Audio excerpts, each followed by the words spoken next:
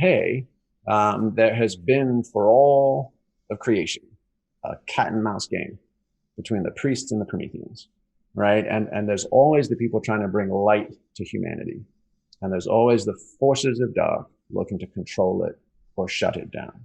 It has ever been thus, right? From ancient Greece through MK Ultra, right? And CIA projects. And even, we said, hey, our worst enemies are weaponization, commercialization, and hedonization, right? Our own worst impulses. So it can either be taken over by state or non-state actors, or it can be co-opted to sell us more shit, right? Just Soma 101, Brave New World, or we put it in the ditch all by ourselves.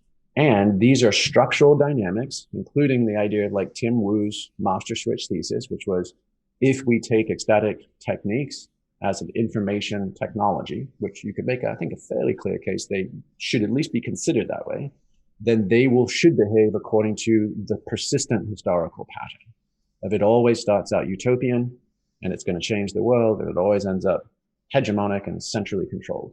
So unless we want that to happen, folks, the only solution that we think is possible is to open source the tools for self-realization, community connection, and healing ahead of all the efforts to co-opt it for darker ends and be a bunch of, this is the Rebel Alliance. Like that's the only hope we have, is if we can publish the plans for the Death Star, right? And the tools for our own liberations.